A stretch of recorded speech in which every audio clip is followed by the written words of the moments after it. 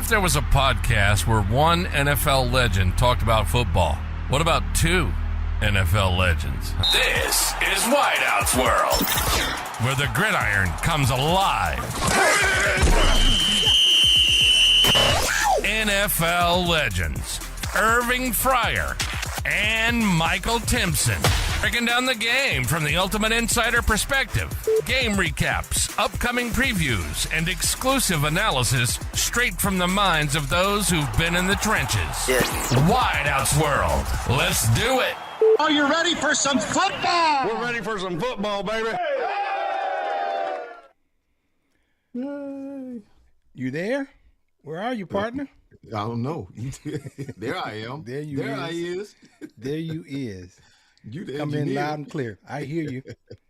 All right. Welcome, everyone. This is Wideout's World. This is Michael Timpson. That's me. I'm the hostess. And this is my other hostess, Irving D. Fryar. And this is Wideout's World, where we're going to talk some football, some playoffs, and get you all set and settled for the Super Bowl. All right, Skippy, say something. It's cold up here in New Jersey. That's all I know, man. The storm came through yesterday. What's today? Monday, yeah. Yesterday it started about 6 or 7, well, about 7 o'clock in the morning. And it snowed. Then when it finished snowing, it sleeted. And it all just froze. And it's cold. Wow. Single digits cold, minus with the wind chill factors. Like one of the coldest days in a long time up here in the Northeast. Yeah, I messed around. Man, listen, don't ever fly JetBlue. Okay? I'm telling everybody right now, don't ever fly JetBlue. I had to go to Boston for an event on Saturday. So the snow wasn't scheduled to come until Sunday, and it didn't come until Sunday. So I'm up in Boston. We'll go to the airport, supposed to leave at 8:40 in the morning, get to the airport early, get on the plane. We're on time. We'll get there on time. We're sitting on the plane, 45 minutes go by. Then the pilot comes on and says, we're waiting for them to come fuel the plane. The plane be sitting there on the plane. You think they'd fueled the plane before we got on the plane. Yeah. I finally get to Boston, do what I got to do, come back to the airport. Leave at 5 o'clock. I'm there at the airport plenty of time. We're supposed to board at 4:25. We board at 4:25. Everything's going well. I'm like, yeah, this is good. I'm gonna get back. Now it's 5 o'clock. We're supposed to be going. 5:15, 5:30. We're still sitting on the plane. The pilot comes on about 5:45. He says, well, we got a small problem with the engine. We have somebody checking it out. It's going to be another half an hour. So another half an hour goes by. He comes back on. He says, we got a leak. Oil leak in the engine. We're having to see if we can get it fixed. Oil leak. Lord have mercy. See, it'll be at least another 30 minutes. Another 30 minutes go by. Then he comes back on. We're going to be at least another 20 minutes. Another 20 minutes go by. Probably another 30 minutes went by. Then he comes on. He says, "Listen, we fixed, but we have to start the engine to check it out. But in order for us to start the engine, y'all got to get off the plane." So we got off the plane. Yeah, we had to deplane. We deplaned, waited about another, probably took us 15, almost 20 minutes to get off. People would get off because there were older people on the plane, moving kind of slow. By the time they all got off, we probably were off the plane for probably 15, maybe 20 minutes before they came back and said, okay, everything's good. So wait a minute. How long was this journey? This odyssey. We didn't leave till like 8 o'clock. we got on the plane at 5. So we get back on the plane, right? And everybody's back on the plane. Now it's like it's 7:15. Now we're waiting. We've been on the plane maybe 45 minutes now. The pilot comes on and says, "Sorry for the extra delay. We're waiting for somebody to come," and pushes away from the gate.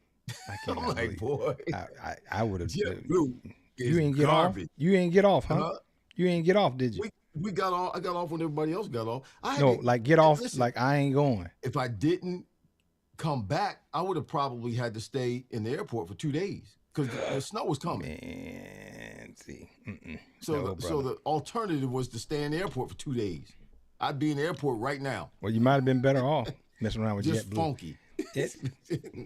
Good evening, funky Eddie. in the Eddie says JetBlue are the Oakland Raiders of airlines.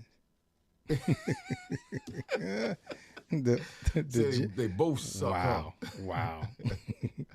So hey, That's all right. I haven't been on JetBlue for a long time, and my experience wasn't like that. But I'll make sure and keep that in mind. They say JetBlue, Spirit, and there's one another one that's Frontier. Frontier, that's it. Frontier. Yeah. Yep. Yeah. JetBlue, Spirit, and Frontier. Yeah. Don't fly any of them. All right, brother. Well, let's get to it, man. NFL news. Boom, boom, boom, boom. Here we go. NFL news. It's got some good stuff.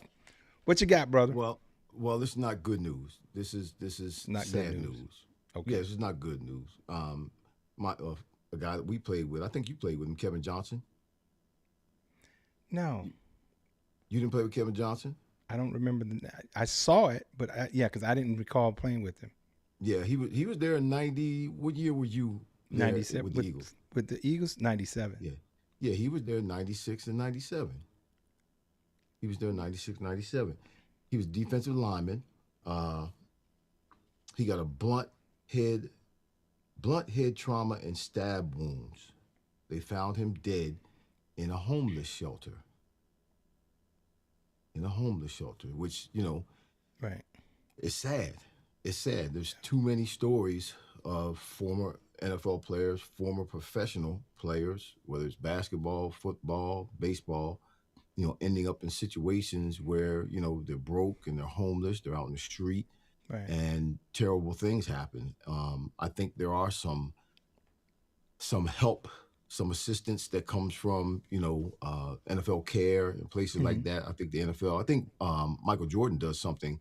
He has a foundation set up to help former NBA players who get into a position where they're struggling financially, and he gifts them some money. Okay. But it's just, it's sad. It's sad. He was a good dude. I didn't know him very well. He was drafted by New England in 1993. He played for the Patriots, Minnesota Vikings, the Oakland Raiders, and then he came to the Eagles. While he was at the Eagles, he was at the Eagles 2 years, 43 tackles, 7 sacks, returned a fumble for a touchdown in the 2 years he was with the Eagles. Then he played 15 games with the Raiders in 1997. So he was with the Eagles in 96. I'm sorry. He was with the Eagles in 96, 95 and 96. So, no, it was just when I heard about it and the context that went along with it, given the fact that he was in a homeless shelter, and man, Lord knows, what's going on in those kinds of situations. You got some people who are not doing well and do some desperate things because they're not doing well. And I'm sure that might have been, or I'm not sure, but that probably would have been a part of that whole scenario with him. He's a big guy. Mm-hmm. And, for him to get attacked like that and stabbed and beat up to the point where they killed him, he had to get jumped. There had to be a couple of people that did that. Yeah. So it's under investigation. Hopefully they'll find who did it. Now this was there in Philly. This was there in Philly? No, this was in Los Angeles. It was L.A. Okay. He was in L.A. Wow. Yeah, so. Well, sorry to hear that, man. Yeah. So, no, he was there before me, before I got there then. You got there in 97 and 98? Right. Mm-hmm. Yeah, okay. Okay. But so that's my news. Yeah. That's your news. Okay. Well, I'll try and transition. So let people know we're people. Yeah. Yeah. We're not superhuman. We're not something different than human. We're human, just like everybody else. But, we experience the ups and downs, the ins and outs, the traumas and the tribulations, the trials. The same thing everybody else goes through. We are cast as superheroes. That's the way it's advertised. That's the way it's put out there. So there's a lot of people that lose the fact that there's humans behind the helmet. That's just the way that the money machine works. That's why we have action figures. That's why we have, the big head things, and just all that is to portray us as something superhuman. And they, like you say, people think that when we're playing in cold weather, that it doesn't bother us. Huh? You just shut it out. You just turn that part off. all, as we much have as you to play can. in the cold Yeah. weather. If the game's in the cold weather, we don't have a choice. We get Right. paid to play, so we got to play in the cold weather. Yeah. But it don't mean we're used to it, or that we like it, or that we enjoy it, or that it doesn't bother us. Right. I used to hate playing in the cold. Come on, man. Really? So speaking of cold, let's talk about your Steelers. News of the week: Mike McCarthy with the Steelers, Pittsburgh native. That, man. He comes back home, and he's now the head coach of the Pittsburgh Steelers. What are your thoughts? I don't think he's the guy to replace Tomlin. I just don't. When I look back, and I guess he did okay when he was at Dallas. Well, he won a Super Bowl at Green Bay. Dallas, he had a lot of interference from what's his name. Right. He was never really, given the reins to do anything there. But man, okay, so he has the reins in Pittsburgh. I don't behind Tomlin, because Tomlin, I mean, it was a hush over the city when he. People weren't necessarily in shock, but they were in shock. And it was a surprise. People did not expect that. He's been there for so long and been so successful. He's a staple, almost like a staple when it comes to the Steelers. So you got to bring in somebody who's going to bring the wood, as a head coach, because that's what Tomlin did. Well, I agree with you, but I like the hire. You know why I like the hire? Number one, being from Pittsburgh, he knows Pittsburgh. He seems to me, when you think of Bill Cowher, he seems along that mold the to jaw, me. Huh? Yeah, okay. I mean, hard nosed. I never thought of him as hard nosed. I never thought of him as a Steelers head coach. Maybe LA Rams or Chargers. You don't see McCarthy's blue collar steel. I can see that. I've never seen him like that. I like the hire. Now the question is whether or not that he was selected to bring Aaron Rodgers back. That's what some of the scuttlebutt that they're talking about. Number two, he has had some success tutoring quarterbacks. He's an offensive-minded coach. I like the hire. Yes, there were a ton of people that were worthy, but I'm not mad at that hire for the Steelers. So let me ask you this question about it. How long do you think he'll be coaching there as the head coach? How long do you think he'll last? Most of them have a 20-year run. I mean, he's 62, I think they said, but most of them, they have a long run, man. The coaches that get in there. I know they have most of them have a long run at Pittsburgh. Right. How long do you think he'll be there? I mean, what was his name? Pete Carroll, they had to run him out. What is it, 72, 73? So, hey, I'll give him 10 years. I'll give him 10 years. Because Pittsburgh's not the organization. They're going to run you. You have to quit. Pittsburgh, that's just how that organization is. So I would give him. I don't think Tomlin quit. I think there was a conversation that took place in that he was given an option. Okay. Listen, you can bow out gracefully, or we're going to put you out. No, I don't think they run their organization that way. They're very loyal. That's why people last so long. I think that was Tomlin. So you think Tomlin was ready to give the reins? I think he wanted to step back. All of that, fire Mike Tomlin. It was a hard year, and I just think he just wanted to take a breath. He's seen Sean Payton go to the booth, and then come back out, and get a job. He knows he'll get a job. So I think it's just a reset, man. And there was nothing wrong with that. I'm not mad at him, just getting a reset. So it'll be interesting to see, but I like the hire with that one. All right, here, got another one for you.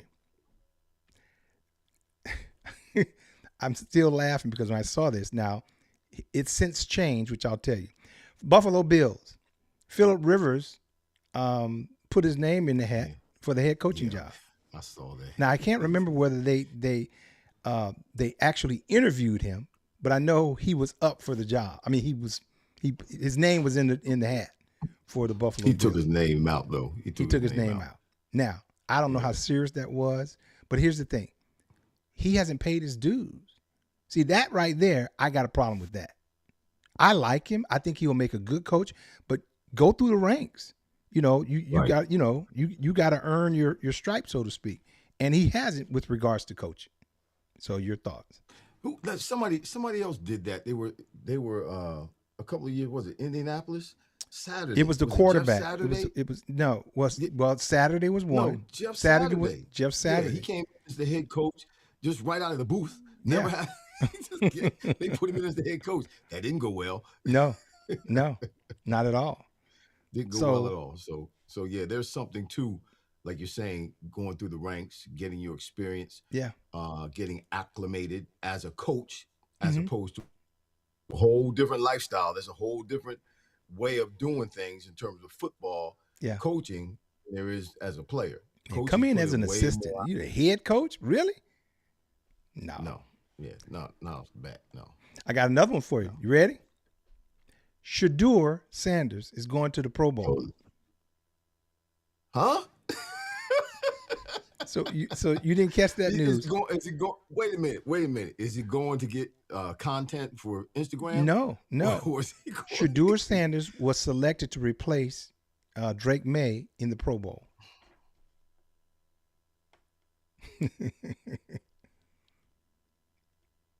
Wow, it's just. So Richard confirmed with us. Richard, hello everyone. I see the chat. Taylor, Mama McGee. Well, yeah, Richard decided to show up today, huh? He decided to show up today, Richard, huh? We were looking for you a couple of weeks ago when the Buffalo Bills got knocked out of the playoffs, and then you can say it, the Eagles got knocked out. They did, yes, they did, but the Bills were out before the Eagles. So he said that Josh Allen did have the interview, so he cleared that up for us. Thank you, Richard. So Shedeur or. You mean Josh Allen, or are you talking Josh about, Allen? I'm sorry, Rivers? Josh Allen. Phillip. For the job with the Bills, he did interview, but he pulled himself out. Who? Josh Allen or Phillip Rivers? I mean, I'm sorry, Phillip Rivers. Excuse me. Yes, I'm sorry, brother. Hey, so back to Shedeur. So he replaced Drake May in the Pro Bowl. Now, there were a lot of quarterbacks in the AFC that was worthy. Now, because so somebody voted him, They didn't just go and pick him. You know, they got to go down the list in terms of who got votes. So, because when we vote as players, they vote popularity. They vote who they want to vote. Now, I'm going somewhere with this. I think the popularity of his dad, the respect of his father, players in the locker room, we would give him a vote. We were like, he got shafted. He got shafted at Cleveland. We were like, I wouldn't vote for him for the Pro Bowl, though. No, because what happens is him going in is keeping someone else who deserves to go in from getting in. Mm-hmm. And he doesn't. I'm not saying he's a bad player. I'm not saying that. Yeah, that I'm for him and support him, but he doesn't deserve to go to the Pro Bowl. He played 4 games? 7. But I agree with you with that number. How many games did he start? I think it was 7. 7? Was it 7? Was it 7? I think it was. High. He didn't. But his numbers were terrible for that. Yeah, he didn't play at a Pro Bowl level. So let me ask you a question. To go to the Pro Bowl. Would you vote popular? Geno Smith? Would you vote Geno Smith? Played the whole season. Mm-hmm. I don't know what his stats are, but I would vote Geno Smith. Okay, I got you. Okay, that's fair. Yeah, I would vote Geno because he played the whole season, and he has to, you can't do it based on his history from years or seasons prior. But I know at one point this season I heard his name a few times, so I know he did something this season. Mm-hmm. But yeah, I would vote for Geno before I vote for the simple fact that he played more games. Right. Well, he's going. Shedeur's going to replace Drake May in Pro Bowl. That's not right. I don't. I understand they respect Dion. I respect Dion. I understand that they have empathy for him because of how things have matriculated since he's been in the league, starting with the draft and all that kind of stuff, how things have turned out for him. I understand that. And I feel the same way as those who have empathy for him and want him to do well. But given the fact that there are other players who have played the whole season who deserve to go to the Pro Bowl, who should be or were backups for the starters, and now starters not going, so they should be selected to go. That's not fair. He's taking somebody else's spot, and that's money out of somebody else's pocket. Well, I think there is opportunities for some, from what I'm hearing, and I haven't researched it. You got Joe Burrow turned it down, stuff like that. So some people didn't want to go because the format is different now. It's a flag game. It's a circus. That type of thing. It's like going to a doggone amusement park. It is. It's ridiculous. Yeah. And I might have been one of those cats as well. Selected to the Pro Bowl and turned it down. What am I going over there for? Yeah. Unless you want to play touch football and then jump over. Yeah. For what? Well, that's what it is, brother. All right. You got any news? You got anything? Nah, that's on the list? On your list? That's sad. My news was Kevin Johnson. Okay. All right. Well, let's keep it rolling, brother. Keep it He said rolling. it was the old Pro Bowl. I'd be angry. It's only flag football. Whatever. It's only flag, but Right. but still, it doesn't matter. That's an It's honor. recognition. Yeah. And it's recognition that goes with you forever. I'm a 5-time Pro Bowler. I mean, obviously we did it different back then, but if somebody who's playing now, when they retire and they go to the Pro Bowl 5 times, it doesn't matter. They're a 5-time Pro Bowler. Right. So, yeah, now Shador's a Pro Bowler. Hey, that doesn't make sense. He hasn't earned that. Well, he's going. He's going. Oh, Jesus. All right. So I'm top not wide watching the receivers. game. You watching the game? You gonna watch the game? The Pro Bowl? You gonna watch the Pro Bowl? You know what? I wanted to see the events. They was doing like different little competitions. I like to see that. I don't know if they're even doing that. We should do anymore. some of that before the Pro Bowl. Right. They used to have some games, run 200, relay races and the run the obstacle course with the wall and stuff. Right. So I don't know what they're doing outside of the flag football. I'm not interested in the flag football, to be honest with you. That'll be this coming weekend, correct? The weekend before the Super Bowl. I don't know if it's this weekend. Yeah, the Sunday before. That's why a lot of the players who make it from the teams who go to the Super Bowl, That sounds they about don't right. go. Yeah. Because it used to be after the Super Bowl. The Pro Bowl used to be after the Super Bowl, where those guys who are on the Super Bowl teams, on both teams, they would go to the Super Bowl. It'd be a lot of them from each team, because obviously both teams played well, and those players on those teams played well. So, in Hawaii after the Super Bowl, but now go to the Pro Bowl. Go to the Pro Bowl in Hawaii after the Bowl. But now the Pro Bowl is before the Super Bowl. But the funny part, you're gonna love this. It's here in Orlando, and it's been here for the last 2-3 years or so. I'm not killing myself to go to it. I ain't trying to get tickets. I'm not interested. So that tells you right there. All right. They should have changed the name, because the last time they played with pads on, it was like playing touch football anyway. So top wideouts, top wide receivers. Obviously, this past weekend, what you got, brother? They ain't Who but was two. your tops? They ain't but two, and they stand out. And I'm sticking with my guy. He didn't. Well, my number 2 this week is Njigba. That cat, he was outstanding. He was outstanding when Sam Darnold needed him. Every time he needed him, the cat was open, making plays, catching balls. I mean, he ran some excellent routes. He's got decent speed. He's a tough guy. Looks like a bowl. He's built like a bowling ball. Yeah. And he's the leading receiver this year. So they won 31-27 against the Rams.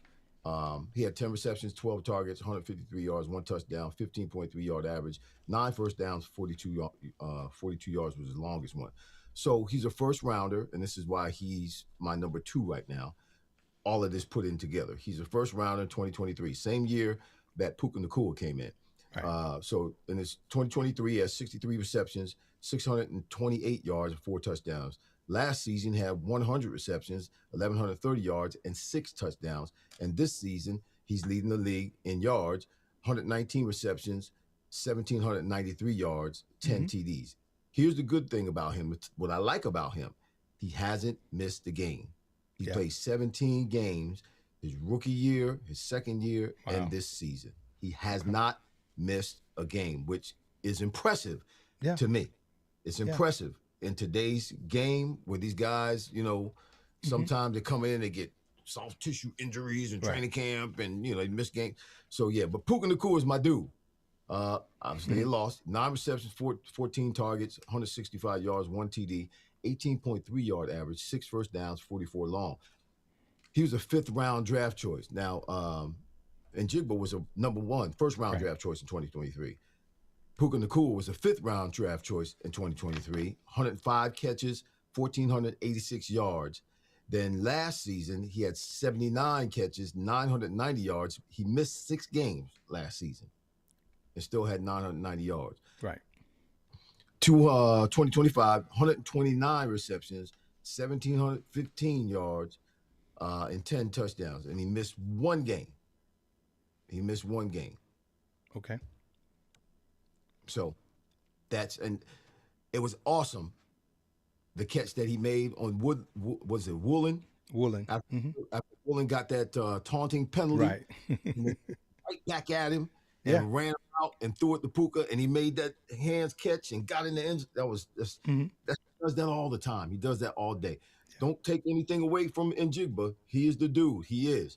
And it's going to be a great, great, great matchup in a couple of weeks. But, man, Puka Nacua is the truth.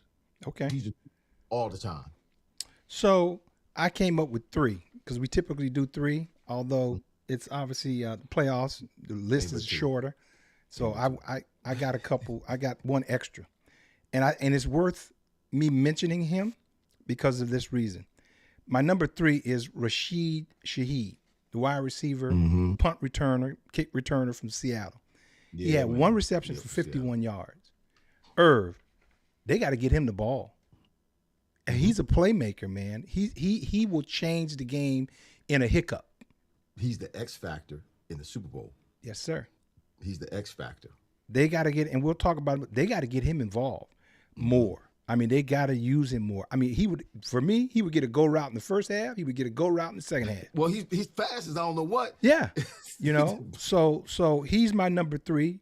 Just 1 reception for the 51 yards. It was big in that game. And I just think he has a lot of that in him if they utilize him. My number 2 is your number 1, Puka Nacua. I mean, you talked about the stats. I love the consistency. Now, here's something that you mentioned. He had 14 targets, and he had 9 receptions. Some of those ones that he was targeted, he wasn't open. They were in his hip pocket for a minute. They were in his hip pocket for a minute. Now, when they move him, which they do a lot, which is almost identical to what they do with Njigba, they move him out backfield, move him. So, therefore, obviously, they can't get a jam on the line with him. But his 1 play that sticks out to me with Puka Nacua, he had an inside release on a go route. Now, we're taught that's not the ideal way to go on a go route. It's inside. But you got to work it from there. You got. Man, he worked it, Irv. He worked it. Yep. He got back outside, kept the guy on his hip, and obviously that shielded the throw. But that told me he knows what he's doing. He knows because he didn't just run up the field and leave the guy room to cover him. Right. Because the guy would have to go through him to get the ball, and he cut him off. Yep. Just like in traffic, a car cut you off. That's exactly what he did. So that's just a smart player. Because when he went down inside, I was like, but he got back out there, and he made the catch. So my number 1 is Njigba. He reminds me. You said stocky. He reminds me of Hines Ward. He's a better receiver than Hines Ward, but he has the build of Hines Ward from Pittsburgh to me. 3rd-year wide receiver. The consistency with his stats is there. Last year, 100 receptions, like you had mentioned, and then 119. And his numbers keep going up. 1130, and then now it's 1793 to lead the league. Again, they move him around a bunch. I mean, he comes out of the backfield. I mean, I love the fact how they utilize him so nobody can get a bead on him. Yeah, great play call. Moving him around, putting him inside, putting him outside, lining him up in the back. Yeah, it's ridiculous. Because the 1 touchdown he had for the corner, they moved him over. They had a bunch set on the left-hand side. They moved him over to where the bunch was, and when the other 2 receivers left, they lost him, and he went in the end zone for a little corner route, open. So I love what they're doing with him. Hopefully, we'll see a lot more of that in the Super Bowl. So that is my number 1, which I'm surprised that wasn't your number 1. You went with Puka Nacua, and he lost. I'm just listen. I'm a Puka Nacua guy because and then Jigba has a lot of the same qualities that Puka does, but Puka I think Puka does more, particularly when it comes to blocking and being a decoy, so to speak, and doing other things that have an impact on the advancement of the ball offensively for his team. Well, do me a favor. Call them and tell them stop running him on all those doggone reverses. Yeah. Stop it. Just stop it. That's like not his thing. It doesn't work most of the time, yeah. And that's how you get people hurt. That's what happened. That's what happened to CeeDee Lamb, remember? Yeah. So let's stop that. Yep. You don't need to do that with him. It don't work most of the time anyway. Those kind of reverses and things don't work. Yeah. Fake reverse will work, yeah, but stop those reverses, they get 1 or 2 yards. It's not worth it. Not worth it. All right. I've only seen, I think, that cat from Dallas. I can't think of his name. He's the fast little flipper guy. I've seen him get some yards on a couple of reverses. But other than that, I haven't really seen anybody this season get anything that was significant. Man, it's too much speed in the NFL. Reverse. It's too much speed. It's too much speed. That's right. Yeah, linebackers are running 4.4s, and you can't get around the corner like you used to. Now the screens, little quick screens out there, those will work because you got the blockers. I don't like those either. You don't like those either. Well, why? The DBs are doing a great job. We used to have one when I was in Miami where we didn't stay in the same place and try to get everybody come out to block for us. I used to run in towards the quarterback. Right, they have those, the tunnel screen. Go up the middle. And go up the middle. Yeah. I like so you those. can do either one, but I get your point. But the ones where you're just standing there and you're hoping somebody comes and gets a block, those DBs read that very well, and they bust through the blocks, and oftentimes, more times than not, you don't get any yards. But what they tell you, don't go too far in there with them linebackers coming. You better get upfield. I remember because I had never done that before. When we were in New England, we never ran that kind of play. The first time I ran that play was down in Miami. And I remember the first time they asked me to do it, I'm like, huh? you want me going there?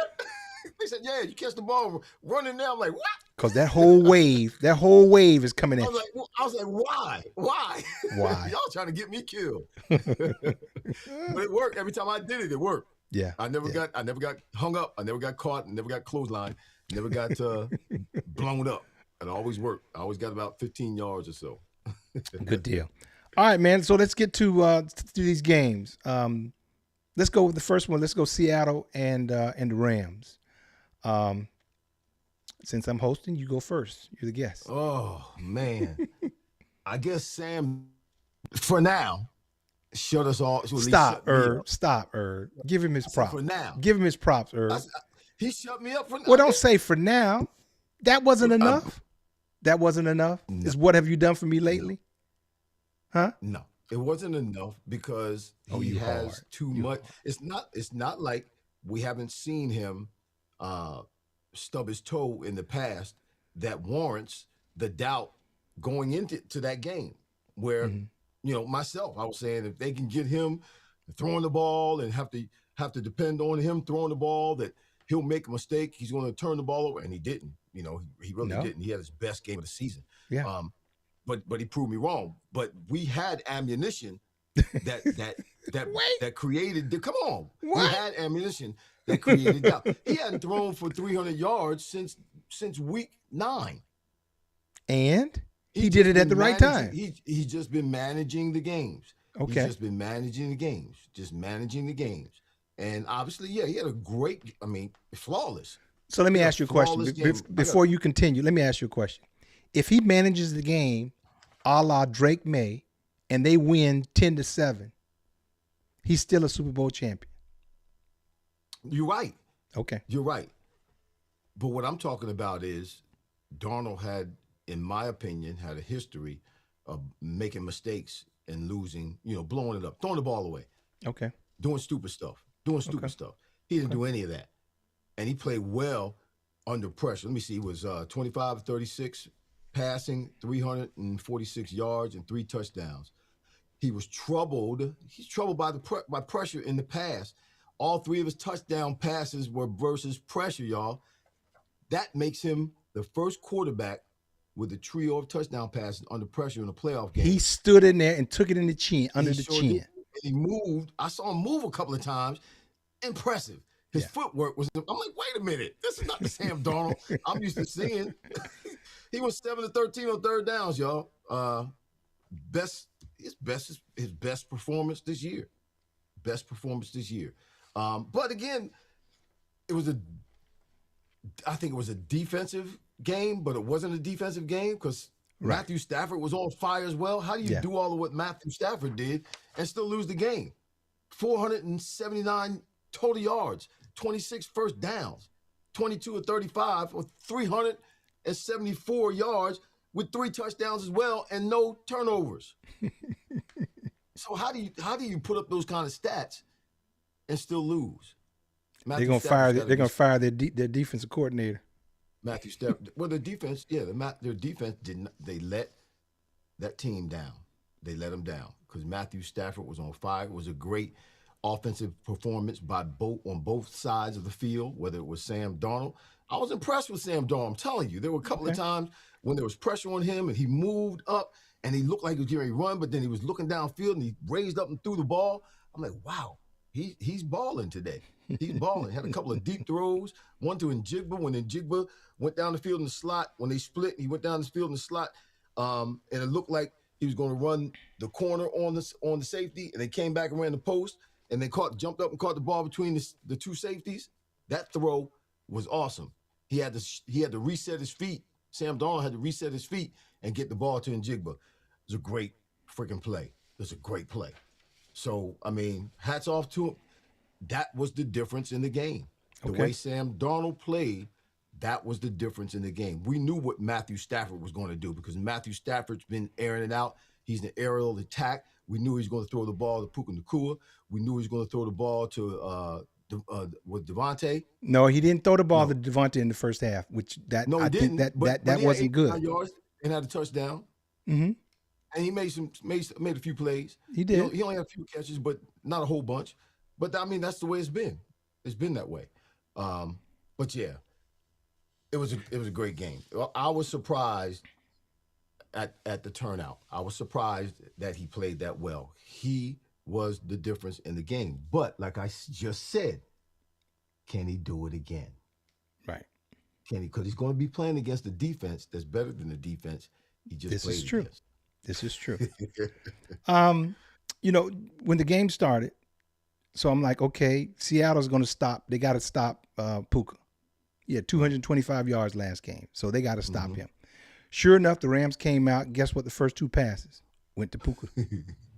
So they made it a point where we're going to throw Puka the ball. Y'all just going to stop him. And so I started watching that. That's what they did all year long. Yeah. But I'm like, okay, think about it. If you get 225 and you're the defensive coordinator, you're going to make it a point to stop him because he killed you last time. That's why I thought they should have utilized Devontae Adams more in the first half, and they didn't. They threw him more. Most of his catches came in the second half. But here's the thing. So the defense of Seattle. I'm putting my fan together, man. It's hot up in here. Okay, whatever you're doing, I hear you. So I got it. The defense of Seattle, we knew that the defense of Seattle was going to, they were going to come and punch him in the mouth. And, but it was back and forth, which everybody enjoyed because it was a lot of points. But that muffed punt. That was it. That was it. That's been the Achilles heel for the Rams. Yeah. All season long. Yeah. Their special teams. Yeah. Have been a burden for them all year long. That was stupid, Mike. What was he doing? Well, how did he end up on his back? Nobody hit him. He on his back and the ball hit him. What is that? He fell back because he misjudged the ball. Yeah, but how do you fall back? Just move your feet and go back. I can't answer that. How do you fall back on your back? When I saw that, I'm like, and that was the turning point. Yeah. That was the turning point. The turning point. They scored right after that. Yep. Seattle scored right after that, and it was catch up from that point on. Mm-hmm. The Rams had to play catch up because then they were 13-24, and then they was trying to play catch up. But see, okay, so here's the other thing. I thought they had a shot because when the guy Woolen did the taunting, went over to the bench. I'm watching this clown. Just stupid. He go over to the bench and start talking noise to the whole bench. That's stupid. I'm like, you made a good play. Right in front of the ref. The ref was standing right there too. Yeah. The ref couldn't get in his pants quick enough to get the flag out. He couldn't. And he just maybe he thought the game was over. I don't know. The game was over. I don't know. Then, like you said, he come back and he gets torched. He got torched the next play. They threw the ball right at him. So you know, now he got to go to the sidelines and hear it from his teammates and hear it from his coaches. Yeah, and, you know, mess this up, taunting and whatnot. Then you get burned like that. So they had the camera on him, and they was talking. One of his players was talking to him on the sideline, like, "Oh man, you dummy," and he walked away. So it was a rough series. He kind of walked away from him. Yeah, it was a rough series, man. But I said, why? But see, that's a lot of times the difference in games, and they would have lost that game. I mean, imagine him. Mm-hmm. I mean, you know, because they gave him first and 10 on the 35-yard line, and then that's when they smoked them. But, I mean, it was a great game. The pass protection was good for both teams.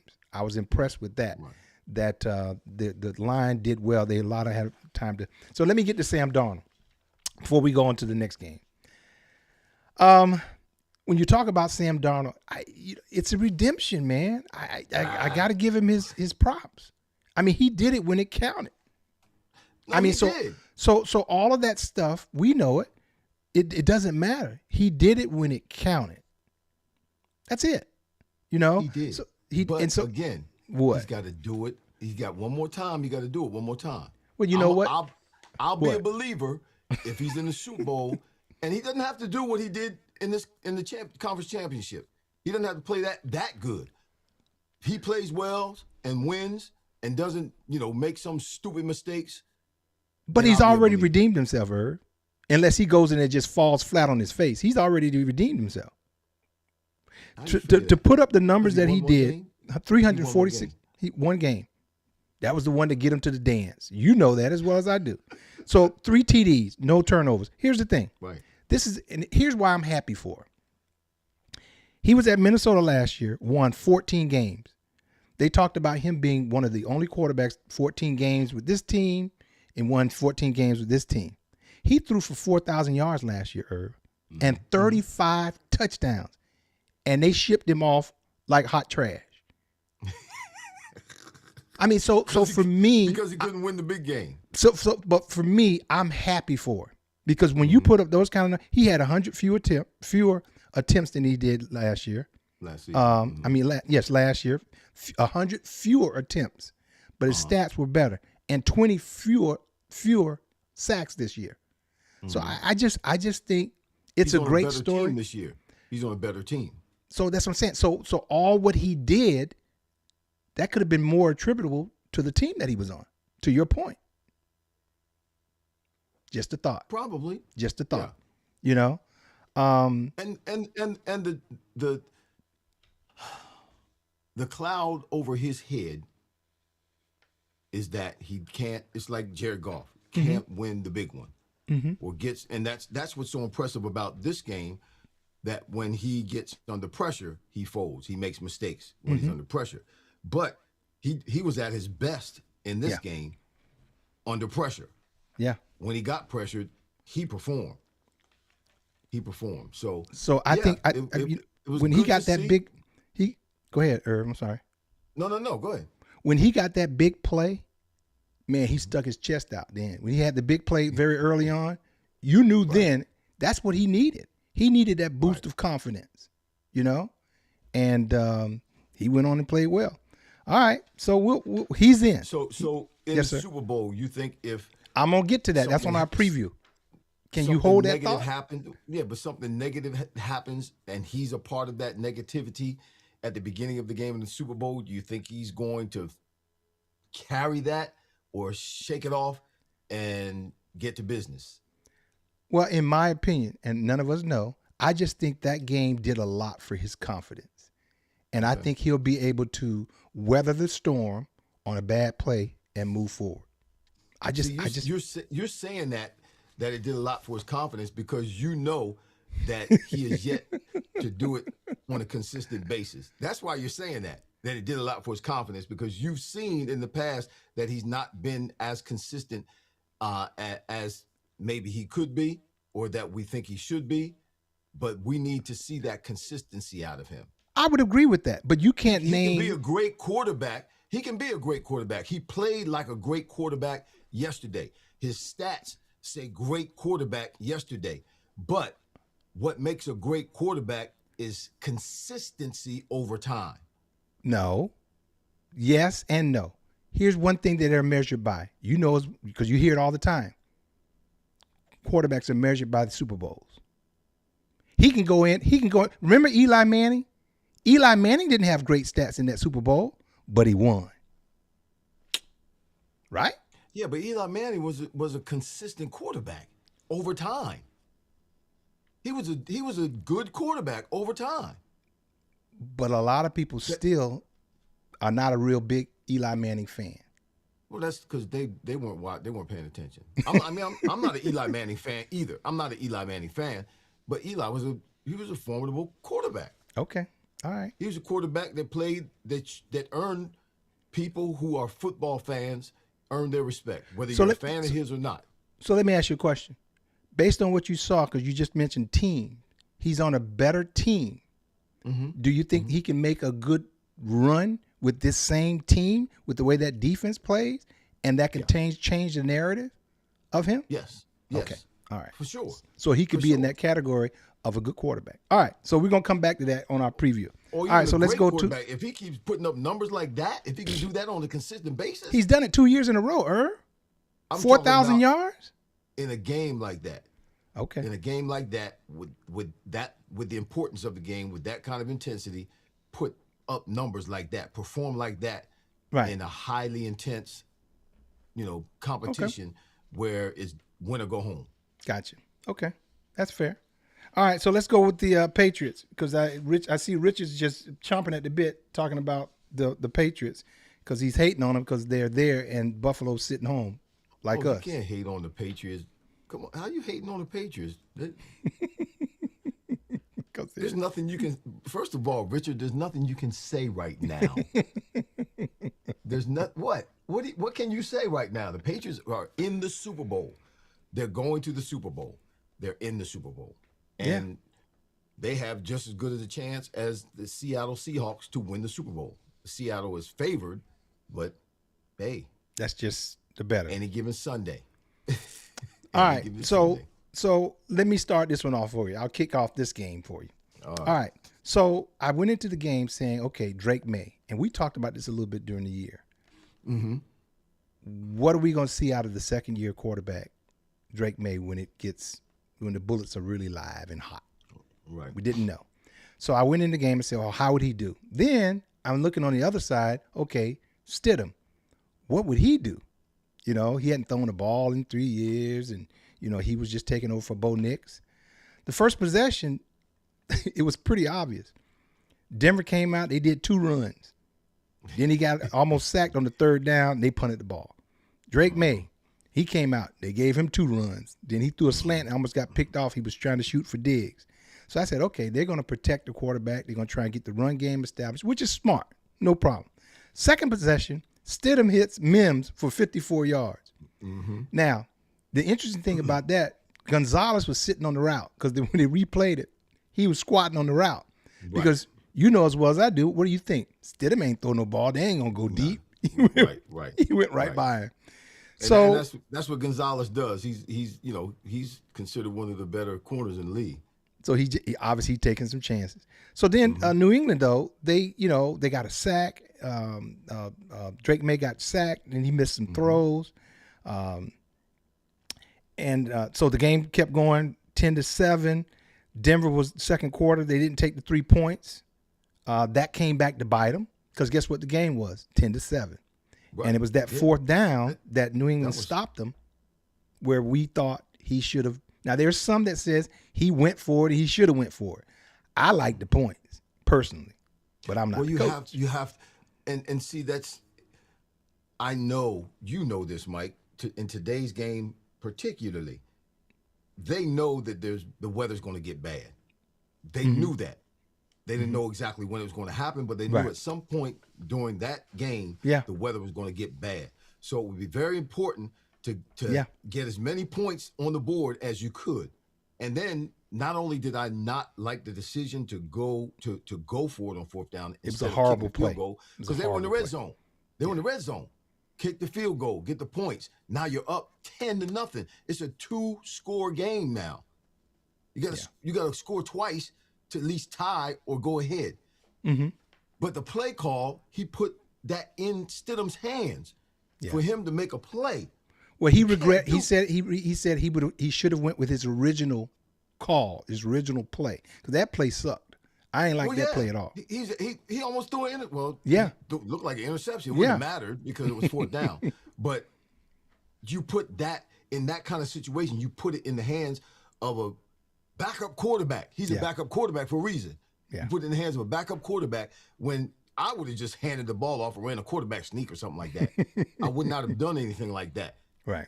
Where he's rolling out and trying to, you guys intercept the ball all the time. You make mistakes doing that kind of play all the time. Roll outs, trying to pick a guy. Yeah. And it's a short field. And, there's no danger of running down the field. It's a short field. So the interesting thing, was I'm watching Stidham and then I'm watching Drake May. Drake May is young and he's doing young things, but he's managing the game. He's keeping it close depending on his defense. It worked. I'll give you a play by Stidham. It was interesting. It was a screenplay. You remember this. So, on the screenplay, you gotta let them all come in and you retreat as the quarterback. Keep retreating, yeah. Man, he kept going. He went down south. I mean, he was about to go out the stadium. I was like, where is he going? And instead of throwing the ball away in the dirt or something, he throws it backwards. Backwards, yeah. So which should have been 6 points too. They blew the whistle. 6 points. Should have been 6 points. They scored anyway. Drake May scored anyway. Yeah. So, Drake May, he did what he needed to do. 10 carries, 65 yards. Denver missed 2 field goals. One of them was tipped. That was another 6 points. So between that 6 points and then the 3 points before, they left some points out there. Yep. They left some points out there. So I'll end with this, with my take on it. Stidham, he had 4 rushes for 23 yards. Here's why I bring that up. With Bo Nix, I believe his running ability, that would have been the difference, and I think they win that game. If they would have kicked the field goal, they probably would have won the game instead of going for it. They had a chance to win that game because the weather, nobody did anything in the second half because the weather was so bad. You couldn't do anything. You had to try to run the ball because you couldn't throw it. There was too much snow, wind. I think the temperature dropped drastically as well. Yeah, it was. But that's why I think Bo Nix would have added that element of running. Right, the running. And I just think that would have made the difference for them. Yeah, you're probably right. But May completed 10 of 21 passes. 86 yards. 86 yards. He got sacked 5 times. 5 times. But he didn't turn the ball over. That was key. That unlike is. his counterpart. That's key. And I was saying this to somebody when I was up in Boston on Saturday. I was talking to somebody and they were asking me about the game and asking me what I thought about Drake May. And I told them the very thing that actually happened. And that is that Drake in this game is going to have to use his legs. Yeah. And he has the ability to use his legs. He can actually run pretty good. He's not like Tom Brady. Tom Brady couldn't run. You knew where Tom Brady was going to be. He's going to be in the pocket. Right. But Drake May is a quarterback that can run and can use his legs at times, like he did to seal a game, to get that first down, like he did to get the touchdown. He's actually leading. Let me see. He has scrambled 10 times for 65 yards. Patriots' only touchdown. And then he gained 28 yards, 16 yards, and 13 yards, with the longest of any player on either team. Yeah. Yesterday. So he had the longest runs of any player on either team. Yeah. With his legs. Now, because he's not a Josh Allen, because he's not a Lamar Jackson, because he's not Jalen Hurts, there's no spy for him. The other team doesn't have a spy for him. They're not really worried about it. Yes. So when he decides to run, he's going to have to do that, I believe, in the Super Bowl, because he's not talented enough with his legs. He's not enough of a threat with his legs to put a spy on it. Mm-hmm. But he's enough of a threat with his legs to make a difference in the game, like he did just yesterday. And that's what happened with the game. Some of the biggest plays were him with his legs. Yeah. He has not been throwing the ball, hasn't had to throw the ball, played against three of the best defenses in the league. Mm-hmm. And managed the game. Managed the game. Yeah, just managed the game. Now, before that, he was throwing the ball all over the place. During the regular season, he was chunking it, man. Aerial attack. I think, let me see, what was his stats? I had his stats somewhere in here. I can't find him. Too much work. But he was throwing the ball all over the place and doing a great job of it. But in the last, particularly the playoffs, he's been playing against great defenses, and he's had to just manage the game. But he's been able to do that and still win. Do that and still win. And even the last, and it's been bad weather too. Even the last game, what was it? The divisional championship. Mm-hmm. Fumbles all over the place. Well, his defense has been turning. His defense in that game with Houston. Yeah, there was a lot of. The defense has helped him get the ball and some turnovers and stuff like that. Yeah, that's helped. And that defense, listen, Seattle's defense in the Super Bowl might not be the best defense on the field that day. The Patriots' defense in the 3 games they played so far in the playoffs have only given up 26 points in 3 games. Right. So I don't know, man. They're good. So go ahead and roll into your prediction. And everybody was talking about Houston's defense. They got pissed off. That's true. We're gonna show you. That's true. They did. So let's roll into your prediction. Tell me about the game and your prediction. All right. Well, we got time. Yeah, we got time. So I got 5 factors. 5 factors. I'm just gonna say them. Okay. Okay. Let me write these down in case you get amnesia. No, I ain't gonna get amnesia. I got them written down. 5 factors that will determine the game between the Patriots, Super Bowl 60, between the Patriots and the Seattle Seahawks. 1, will Sam Darnold save his best for last? Will the real Sam Darnold stand up? Got it. Yep. Can Drake May, number 2, here it is, can Drake May return to his regular season form? Okay. All right. He got 450 yards rushing this season. Not bad. No, he's okay. Here it is. He led the league in passer rating. Drake May led the league in passer rating with 113.5 and completion percentage at 72%, while throwing for 4,394 yards and 31 touchdowns with 8 interceptions. Okay, we can throw all them stats out the window now. It's the last game. Go ahead, throw them out the window. I'm just saying, can he return to his regular season form? All right. Okay, got it. Will the Patriots be able to contain Njigba? Can they keep him under control? They got some DBs. They got some good DBs. Oh no, I'll tell you about them. Patriots have some good DBs. They have a good secondary. Well, I'm saying the Pats do. Yes. Yeah, the Patriots have a good secondary. Yeah. Okay. So they have to keep Njigba under control. Gotcha. Yeah. Number 4. And number 4 is which head coach is going to be more prepared for the moment. Both of them are great coaches. Both of them are viable contenders for Coach of the Year this year. Okay. Right. McDaniel or Vrabel, either one. McDaniel's second-year guy. Vrabel, first-year guy with the Patriots. McDonald. I'm sorry, McDonald. What'd I say? McDaniel. McDaniel, McDonald. Ronald McDonald. Same Mike thing. McDonald. Okay. But yeah, which coach is going to make the difference? Which one is going to be more prepared for the moment? Number 5? And then number 5, the X Factor. Oh. Who's going to be the X Factor? Who is going to be the X Factor? Now, you mentioned Rashid earlier. Rashid. So he would be the X Factor statistically for Seattle.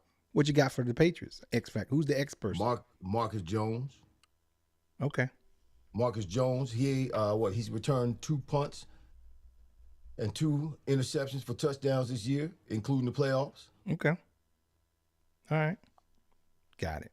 Okay. Yep. So here, it's been 11 years after the Super Bowl when Malcolm Butler intercepted the ball when they should have ran the beast mode. 11 years. Has it been 11? Wow. It's been 11 years. Seems like it's been longer than that. Here's Seattle. The defense will be the difference. I just think the defense of Seattle and a young Drake May, I think that will be the difference in the game. You had mentioned it.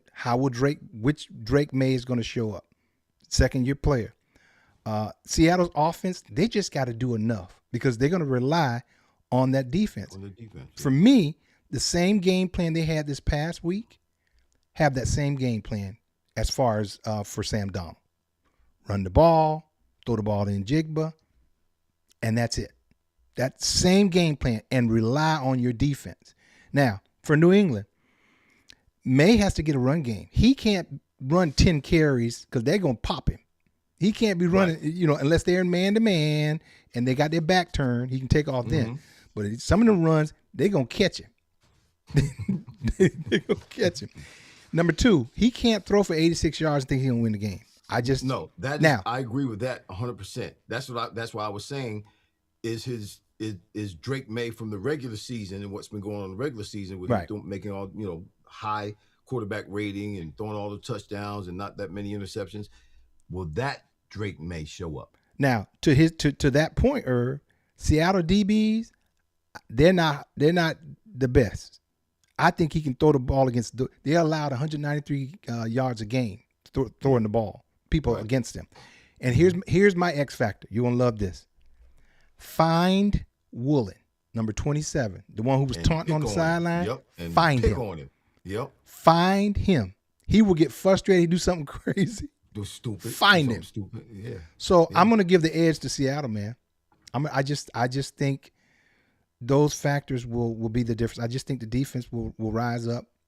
I like everything about New England. I just think Seattle's defense and the youth of May will show up. And I think Sam Donald will do just enough. I agree with you that in my opinion, Seattle has the edge, and they're the justified favorite for the Super Bowl to win the Super Bowl. But I want the Patriots to win. That's fair. That's fair. My heart is with the Patriots.